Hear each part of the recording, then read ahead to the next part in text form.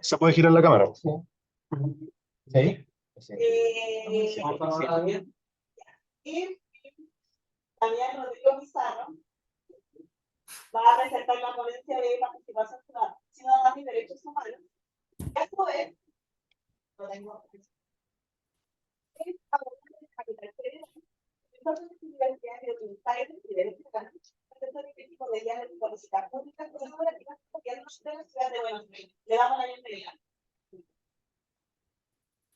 Bueno, ¿cómo les va? ¿Cómo están?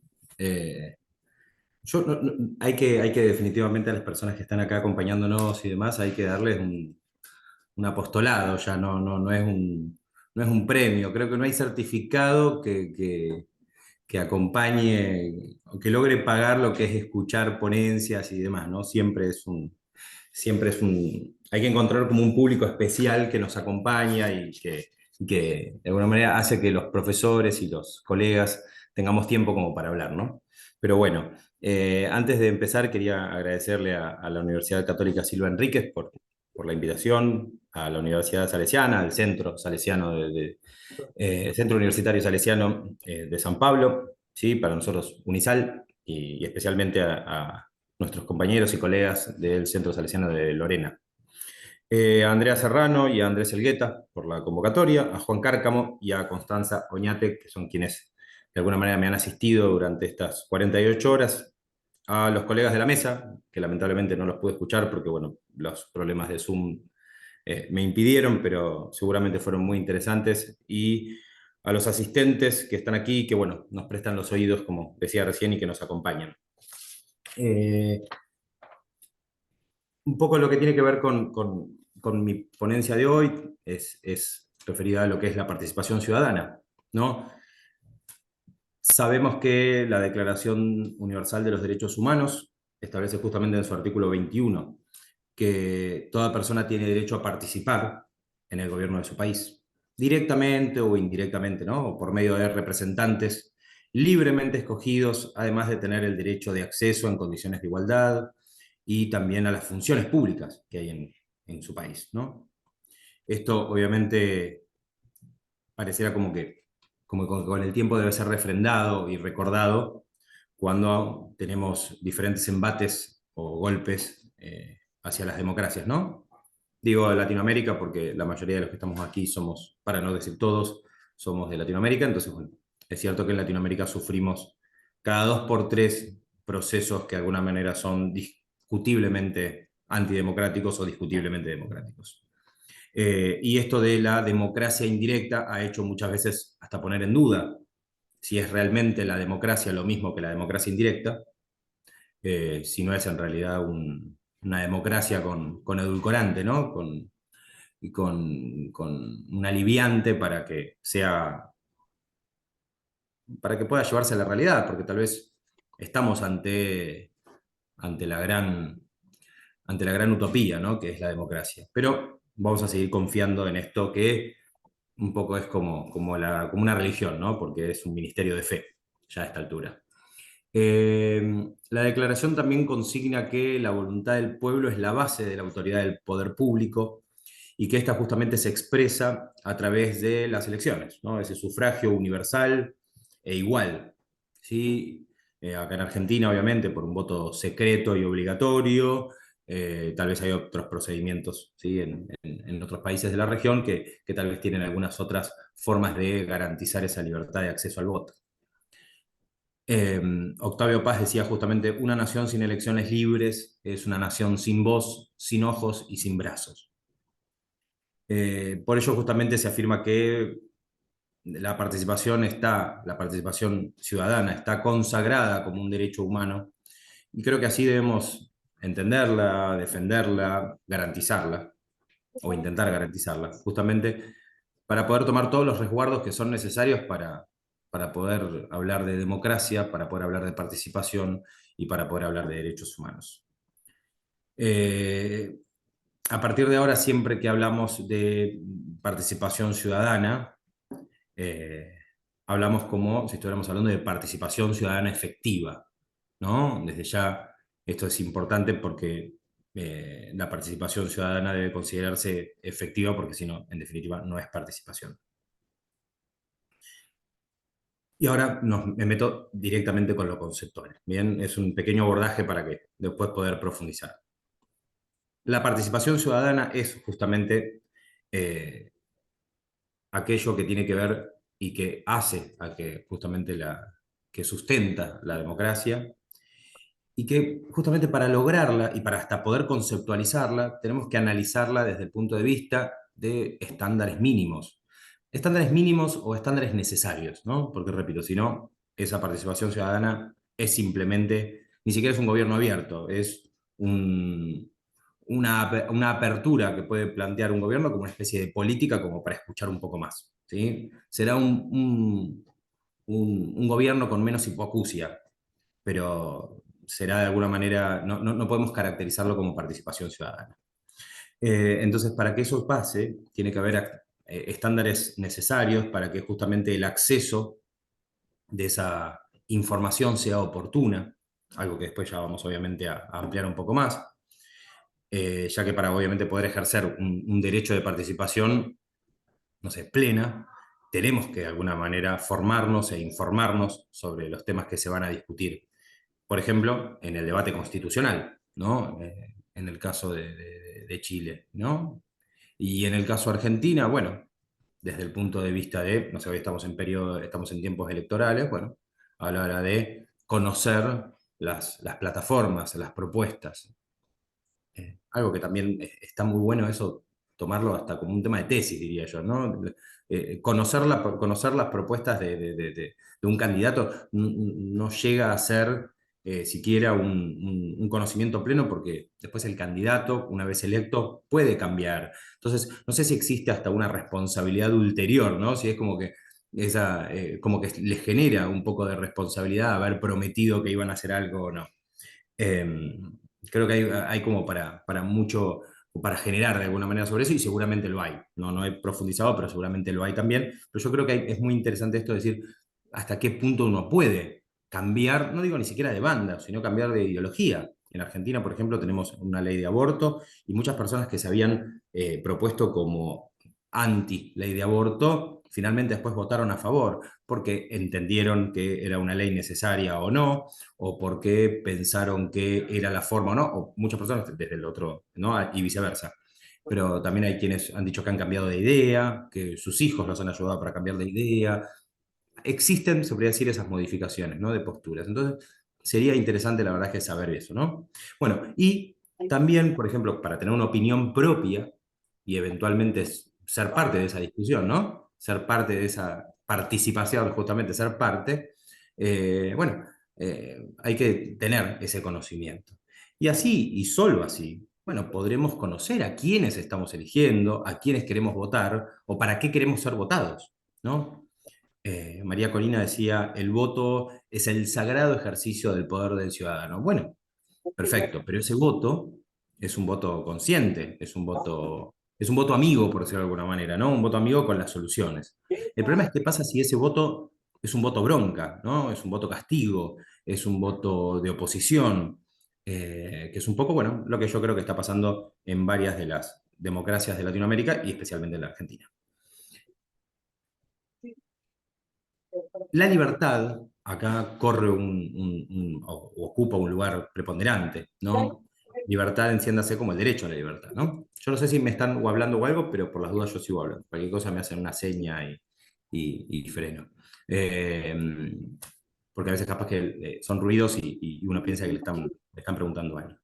La libertad justamente debe disponerse en lo que tiene que ver con, bueno, las oportunidades que tenemos de involucrarnos, ¿no? O sea, para hablar de participación ciudadana, bueno, tiene que ser en libertad. Y esto de que sea en libertad, y hacia esto de participar y también la potencialidad que existe, ¿no? De ejercer un derecho, el ejercer el derecho al voto o ejercer el derecho de participar de una elección. No solamente con el voto, sino de ser parte de la elección.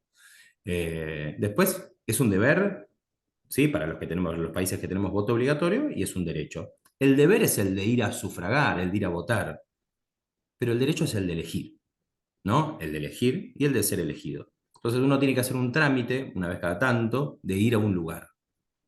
y aprovechar ese deber para ejercer un derecho.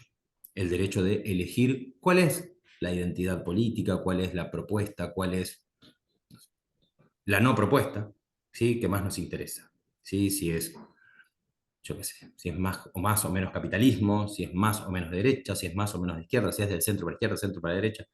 Bueno, qué difícil, ¿no? ¿Cuántas posibilidades? Y el poder de participar es justamente eso, ¿no? La potencialidad de ejercer un derecho y ser esencial, ¿no? Perdón, y es tan esencial la oportunidad de hacerlo, ¿no? ¿En cuanto a qué? Y en cuanto a la proporcionalidad, perdón, en cuanto a la disponibilidad, ¿sí? De hacerlo en forma libre y en forma autónoma. Bien, acá gobierno, perdón, la democracia es el gobierno del pueblo, por el pueblo y para el pueblo, ¿no? Más Abraham Lincoln no se puede. Entonces, bueno, parece como que no alcanza justamente una buena predisposición de parte de los ciudadanos, y que los ciudadanos quieran participar, ¿sí? Sino también, bueno, hay que garantizar que efectivamente lo puedan hacer, que las instituciones públicas implementen mecanismos para que justamente la democracia no sea solo la buena predisposición, sino generar un verdadero espíritu, generar una verdadera intención de que el ciudadano participe, ¿sí? De las decisiones políticas a través de consultas, hasta recibir devoluciones efectivas respecto de los resultados que se obtienen a medida que se van avanzando sobre el ejercicio o sobre el empleo de distintas políticas públicas.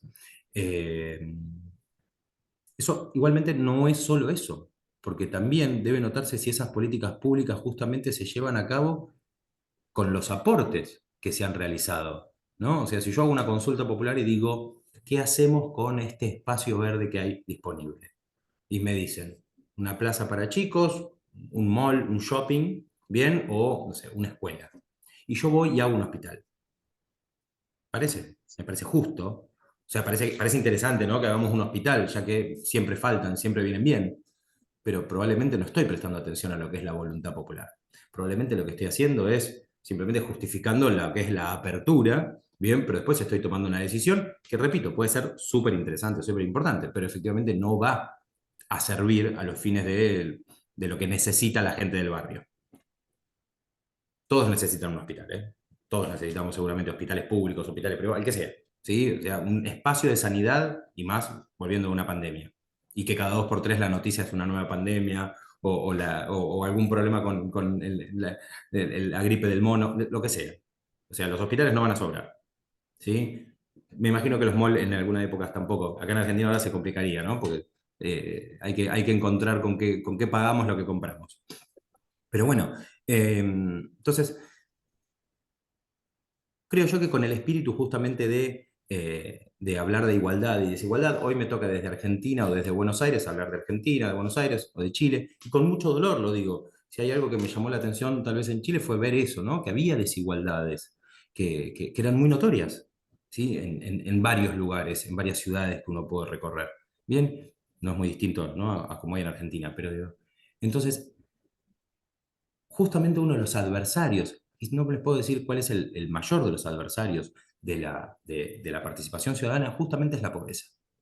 ¿Sí? La pobreza, estamos hablando en la pobreza estructural, ¿no? La pobreza que corroe la participación, la intención, el interés, el conocimiento, la educación.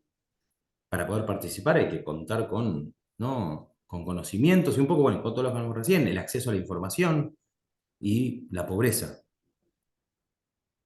generada, ¿no? La pobreza que viene de la gente y que viene de los estados, ¿no? Por decisiones estatales y demás, bueno, va como lastimando eso. Entonces, se podría decir, por un lado les digo que para que exista una verdadera participación ciudadana tiene que cumplirse con mecanismos que son necesarios y que eso debe incentivarse, y por el otro lado, el principal desincentivo es justamente la pobreza. ¿Sí? ¿Cómo le vamos a pedir a una persona que pase hambre que quiera participar?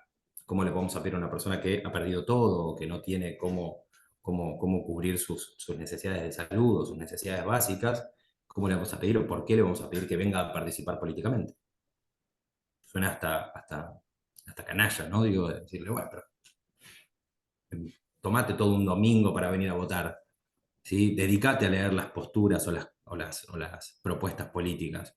no pases hambre en tu casa. Es un punto de dolor, ¿no? La pobreza sigue de alguna manera lastimando y sigue dañando todas las instituciones.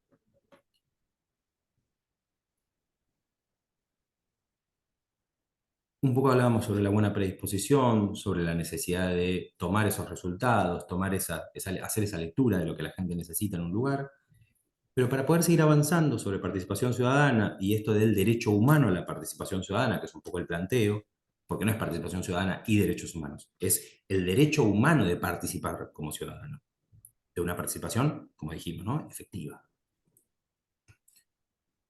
Y eso se tiene que dar, obviamente, también, sin distinción alguna, sin discriminación, ¿sí? Un poco difícil en el contexto económico, un poco que les contaba recién, económico y financiero. Y sobre todas las cosas, que exista igualdad de oportunidades para el acceso, que no es lo mismo que igualdad entre todos los ciudadanos, que es otra igualdad, ¿sí? No es lo mismo, es otro punto de partida, si yo hablo de la necesidad de que haya una igualdad de condiciones para poder participar políticamente de un lugar. Entonces, la democracia justamente debe resguardar. ¿De qué? Bueno, de dos excesos. El espíritu de la desigualdad, justamente la que conduce a la aristocracia. ¿Y qué más? Bueno, justamente tenemos también cuál es el otro gran problema.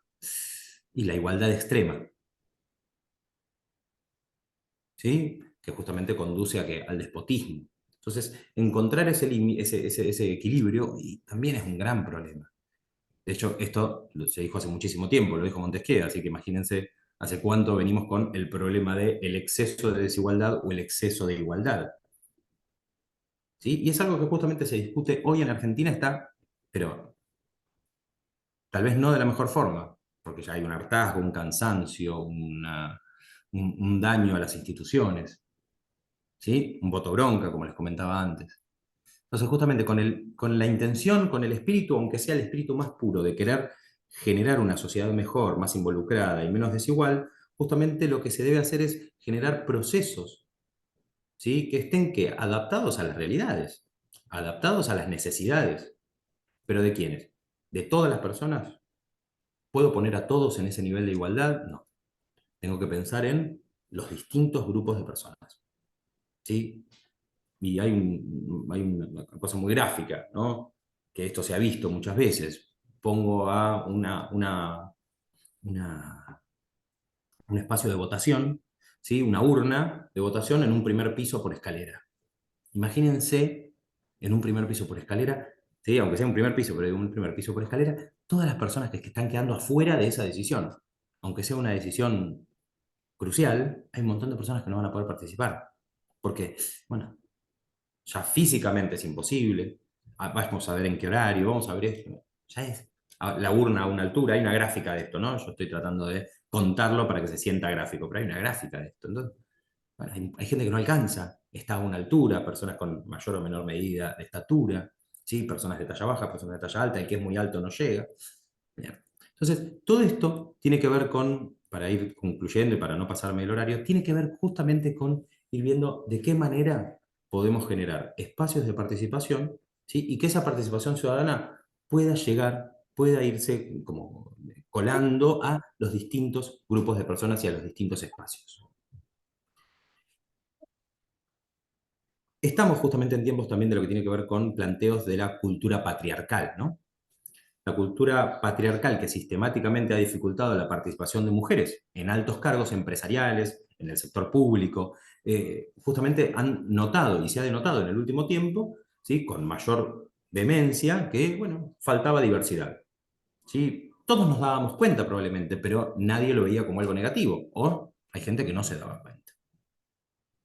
Varios países justamente han adecuado legislaciones para generar una mayor participación de mujeres, por ejemplo, en poderes legislativos, y así garantizar, bien, un acceso más igual o más igualitario y una igualdad de oportunidades. ¿Sí?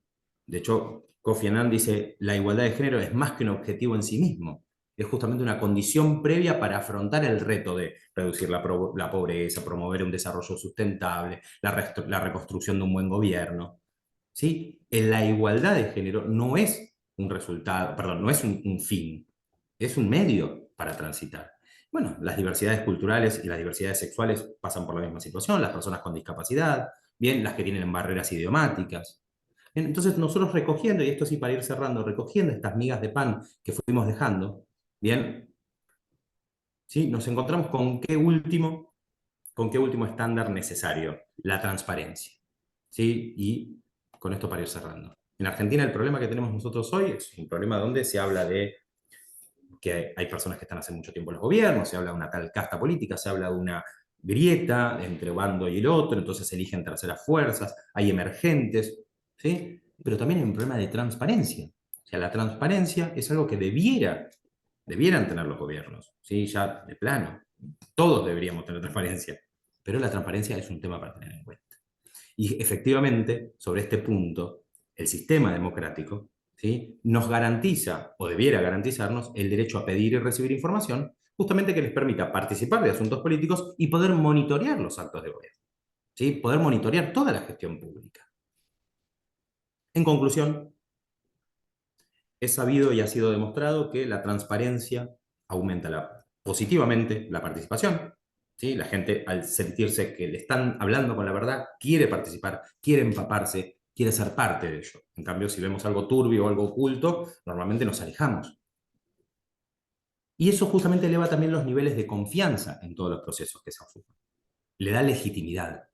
Esa legitimidad, esa transparencia, aportan, ¿sí? Porque se puede ver hacia adentro. Cuando no se ve hacia adentro, genera opacidad. ¿Y esa opacidad qué genera? Genera que toda decisión es revisada, vigilada, genera sospechas, genera un mal clima y genera lo que hay justamente, una crisis de confianza institucional. Lleva a que la ciudadanía justamente dude hasta de las verdades más reveladas, hasta de las verdaderas intenciones. Che, vamos a mejorar, vamos a poner una rampa acá, seguro que hay alguna tramoya, seguro que hay algo raro. Entonces, en ese sentido, es necesario justamente intervenir aquellos procesos públicos para que el ciudadano pueda participar, pueda revisar, pueda ver esa rendición de cuentas y haya ese puente de representación, porque justo lo que hay ahora es una crisis de representatividad. Entonces, que se cree ese puente de representación, que es un elemento básico para la democracia y para la gobernabilidad democrática. Muchísimas gracias y disculpen los minutos, segundos que les haya robado. Muchas gracias.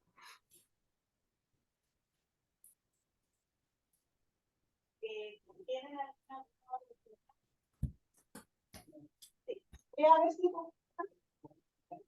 Yo no escucho. Les aviso por las dudas. ¿me escuchan? Creo que me van a tener que gritar. A ver. ¿Se escuchan? Sí, si gritan, sí, se escucha. Muy bien. Ya. Hola, Damián. Matías Silva, acá, profesor de la Católica Silva Rodríguez. ¿Qué tal, Matías? Nosotros estamos viviendo un proceso constitucional hoy día. Interesante.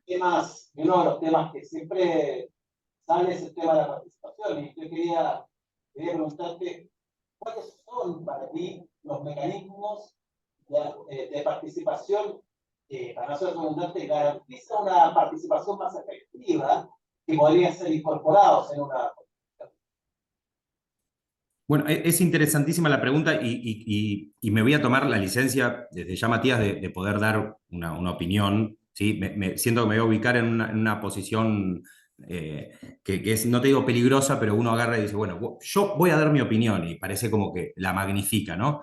Pero te lo voy a traducir en algo que efectivamente que es parte del ejercicio que yo hago en mi trabajo, no como abogado y no como profesor, a pesar de que las clases trato de que sean participativas, tengo mecanismos de feedback con mis clientes, lo cual es muy bueno, y que voy como generando esta participación en asuntos de aquellas personas que tal vez no tienen un conocimiento jurídico, pero sí tienen un conocimiento de qué es lo que necesitan en el caso. Pero algo muy interesante con esto.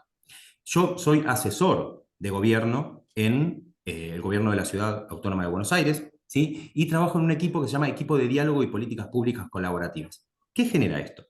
Genera justamente que a través de y estamos hablando, para esto los pongo en el contexto de sociedades polarizadas, bien, donde la discusión normalmente cae en no porque si lo dijo, y voy a utilizar nombres de Chile para que se me entienda mucho más, ¿no? No, porque si lo dijo Boric está mal, pero si lo dijo Kass está bien. Entonces yo agarro un texto de Boric y lo pongo bien como con una inteligencia artificial, con la voz de Kass, parece que cierta parte del país lo acepta y viceversa. Utilizo esos nombres sin ningún tipo de ideología, estoy simplemente planteando sobre la última elección. Bien, entonces, efectivamente acá hay una idea o hay una situación que justamente se da eso, ¿bien? Que si viene de tal lado parece tremendo, pero si bien... Entonces ahí hasta hay unos memes muy interesantes, perdón que memé esta situación, pero lo cierto es que es muy interesante porque a veces se aparece una frase, bueno, o sea, una frase de una canción, bien, imagínenselo, pero con la cara de, no sé, un político o una persona que nada tiene que ver con eso. Entonces sería raro, ¿no? Es como si yo pongo, no sé, la cara de Cast, bien, con, no sé, una letra de una canción que diga, es hora de que nos dejemos de joder y, no sé, nos fumemos todos un porro. Entonces, claro, todos estaríamos como anonadados, diríamos, ¿cómo puede ser? Bien. Y hay otros que dirán, che, qué bueno, la verdad es que yo siempre quise verlo a Cast en esta postura, bien, o al revés, ¿no? Boric un día dice, todo muy lindo, pero la verdad es que me parece que hay que empezar a reprimir un poco porque Entonces uno dice, uff, ¿qué pasó con Boris? ¿No? Yo digo, llegó al gobierno y cambió. Entonces, este ejercicio, bien que es choqueante, bien, es como también como para jugar un poco con, en realidad, qué era lo que se quería decir, quién lo dijo y todo. Entonces, romper con eso, no digo que yo me dedico a eso, ¿no? Pero digo, romper con eso es a través de mesas de diálogo en el cual se ponen temas en discusión que normalmente están de un lado y del otro, ¿bien? Y que tal vez hasta se rechazan porque están de un lado y del otro. Entonces, lo que se intenta es borrar eso y se realiza, por ejemplo, un diálogo, bien, tratar de conducir ese diálogo, pero no es tratar de olvidar los disensos, sino tratar de conducir los disensos, que muchas veces pueden ser disensos ideológicos y no necesariamente disensos en cuanto a la materia. Bien, por ejemplo, ¿la Constitución de Chile hay que reformarla? Sí, bien.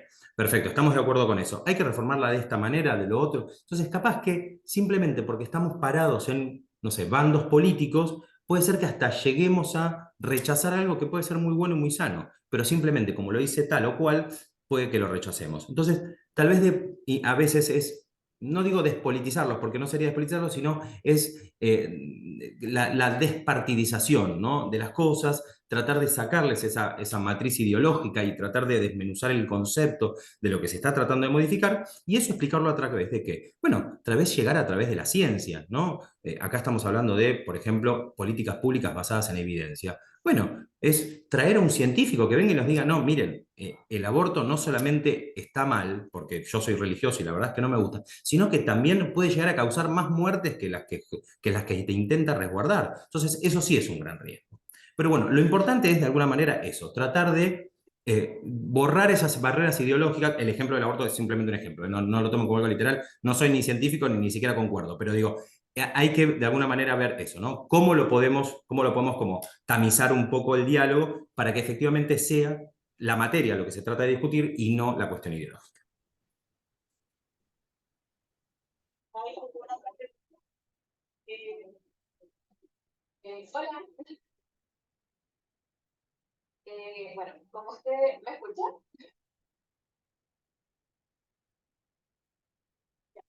Vas a tener que hablarme fuerte. ya. Bueno, como usted mencionó, la falta de acceso a la información y la pobreza tienen mucho en común, lo que produce muchas veces falta de participación y en otras ocasiones votos desinformados. ¿Qué políticas se podrían implementar para evitar este tipo de cosas? A la mitad dejé de escuchar. ¿Existe la por manera que me lo puedas repetir un poco más fuerte o que me lo hable directamente Constanza? Que la pobreza y la falta de información tienen muchas cosas en común y chocan. Entonces, esto produce la falta de participación o votos desinformados. ¿Qué políticas se pueden implementar para evitar esto? Bueno, a ver, un poco lo que les decía antes, esto respecto de la problemática que nosotros tenemos hoy es que tenemos una gran cantidad o sea, tenemos mucha tecnología, ¿sí? Y cuanta más tecnología también genera muchísimo más posibilidades de que, bueno, de que aquel que tiene más recursos tecnológicos efectivamente tenga mayor beneficio o mayor proximidad con la información, ¿no? Entonces, vamos a encontrar que la desigualdad tecnológica, ahora voy a tener que hacer algo que no queda para nada prolijo, pero me tengo que movilizar, así que les voy a seguir conversando. El que tiene aquel que tiene mayor recurso tecnológico efectivamente pueda lograr esto de decir, bueno, van a tener más acceso, van a tener más derechos y demás. Efectivamente, la problemática que surge cuando nosotros tenemos esto de decir, la participación ciudadana se abastece de información y se traduce en mayor participación, bueno, hay muchísimas políticas, por ejemplo, que tienen que ver con trabajar esto en distintos niveles. El primer nivel, o sea, el nivel más cercano, que es el nivel más cortoplacista, es que uno tiene que poner la mayor cantidad de herramientas a disposición, ¿bien? O sea, hay herramientas que son súper costosas, ¿bien? Que necesitan que el Estado, mejor dicho, no sufra, ¿no? Pero que deba hacer una reconversión, bien, más tecnológica y demás, pero a su vez también tiene otras cuestiones, que es que tiene que trabajar en los niveles más bajos, o sea, en los niveles más bajos me refiero a la formación, por ejemplo, de ya desde niños. Entonces acá, no recuerdo si me dijiste tu nombre, pero te cuento. Acá tiene que ver también con algo que nosotros llamamos, o que se llama comúnmente, economía del conocimiento. ¿Por qué? Porque la economía del conocimiento es la que justamente trabaja en cuanto a garantizar no solamente que lo que hoy se puede medir, ¿sí? Que es, no sé, cuántas jóvenes, hombres o mujeres trabajan, cuántos jóvenes y hombres trabajan y estudian, cuántos solamente estudian, cuántos abastecen al Estado pagando impuestos y cuántos de alguna manera viven de esos impuestos, ¿no? Bueno, todo eso sería la economía actual. Pero la economía del conocimiento es aquello que no se cuantifica, pero es aquello que yo hoy estoy alimentando de alguna u otra manera. Bien, por ejemplo, no sé, acá en Buenos Aires, en la ciudad de Buenos Aires, se dan cursos de programación, bien, programación, bien, informática estamos hablando. Sí, lenguajes de programación, todo para chicos que están todavía en la escuela primaria o secundaria, que es un montón. O sea, un chico de 10, 11 años que pueda ponerse a programar. Eso claramente demuestra que hay una mirada hacia el futuro, pero también lo que demuestra es una necesidad presente, ¿no? Entonces, todo ese tipo de cosas que vos puedas hacer para ir de alguna manera generando una base de conocimiento, siempre es importante. El tema es que cuando uno viene un poco atrasado con esa economía del conocimiento, bien, y no estoy hablando de la Ciudad de Buenos Aires ni de la provincia, estoy hablando ya a nivel nacional y por qué no a nivel Latinoamérica, bueno, efectivamente lo que pasa es que eso ya llega a un punto que lo vas a tener que importar. O sea, todo ese conocimiento que vos no tenés en tu país, lo tenés que importar. Bueno, en este caso, en cuanto a la participación, es algo bastante similar, bien, no por hablar de economía, sino por hablar de alguna manera, de acceso, que para que esas personas que no accedían hasta el momento puedan acceder, efectivamente lo que vos vas a necesitar es que el acceso ese sea lo más, que esté garantizado el acceso. Bien, ¿a través de qué? Bueno, a través de mecanismos de educación y demás. Por ejemplo, nosotros que trabajamos en esto de generar estas actividades que le comentaba recién al profesor Silva, bueno, efectivamente nosotros tenemos lo mismo en cuanto a lo que es participación ciudadana. Tenemos una dirección de participación ciudadana, bien, que se dedica efectivamente a generar espacios de participación, espacios de capacitación, ¿sí? Si ustedes me van a hablar de gasto público, sí, claro, hay gasto público en base a esto. ¿Sí? No, esto no es gratis. Hay una planta de trabajo, hay una plataforma informática, hay actividades que se tienen que establecer. Pero justamente para lo que se trabaja es para garantizar la participación. Porque a corto plazo vos tenés un gasto, pero a largo plazo, ¿sí? Esa participación se va a traducir en más de derechos humanos. No es solamente algo de decir, bueno, pero estamos trabajando por los derechos humanos. No, estamos trabajando por todos los derechos y justamente por lo que estamos trabajando también es por generar que esa participación reduzca otros costos, otros gastos, ¿sí? Otros gastos que más adelante, bien, van a ser muchísimo más costosos. Esto es lo mismo que no sé, cuando somos chicos y nos hacen, y nos agarra una varicela y nuestra madre o nuestro padre nos dice, ay, qué lindo, tiene varicela. Y vos decís, no, no es lindo. Claro, ¿por qué? Porque nuestros padres saben los riesgos de tener varicela de adultos. Bien, de chico yo voy a la escuela y me agarro varicela. Allá se ríen, pero es así, claro. Después imagínate, si yo me agarro varicela a los 30 años y tengo que faltar al trabajo durante 15 días, está buenísimo, pero si trabajo por mi cuenta, son 15 días que no trabajo, son 15 días que no produzco, son 15 días que retraso, se podría decir, no sé, algo de mi empleo. Entonces, hay gastos o consumos que deben hacerse en el momento adecuado. Entonces, cuando uno viene medio atrasado con esto, bueno, efectivamente lo que tiene que ver es eso. Bien, pero, como les digo, si vos tenés una situación de pobreza, en Argentina estamos hablando de aproximadamente el 35% del país está bajo la línea de pobreza, bueno, es difícil que cualquiera de ustedes me diga, pero Damián, perdóname, la participación ciudadana es re importante, pero tenés un 35% del país que está bajo la línea de pobreza. Bien, es cierto también que Argentina es un país federal, y no es un país unitario. Entonces, el 35%, lamentablemente, no está tan bien distribuido. ¿Sí? Está distribuido justamente en lugares donde, bueno, la pobreza es más estructural. Entonces tenemos ciudades que son muy lindas, muy cosmopolitas, como es la ciudad de Buenos Aires. Ustedes vengan a la ciudad de Buenos Aires y van a encontrar una ciudad que es genial, con unos índices de inseguridad que son rebajos, los precios son más altos, como toda ciudad capital, pero no es lo mismo que el resto del país. No es lo mismo ni siquiera en cuanto a clima. Sí, hoy está lloviendo acá un montón, hace 200 kilómetros y no está lloviendo, bien, y la forma de vida aquí es de una y en otros lugares es otra, bien, pero los invito a que conozcan la ciudad de Buenos Aires, que van a ver una ciudad, como les digo, súper moderna y accesible y con horarios que son, aparte de accesibilidad, les hablo respecto a que es justamente muy pro de ser utilizada y poder acceder a un montón de espacios, que las bicisendas y demás, pero también tenemos otros puntos del país donde obviamente no pasa esa misma situación. Entonces, bueno, nada, hay puntos de dolor, obviamente, que hay que intentar paliar. Perdón, Constanza, pero fue ella la que preguntó, ¿eh? No es mi culpa.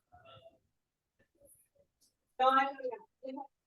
Hagamos ¿verdad? Muchas gracias.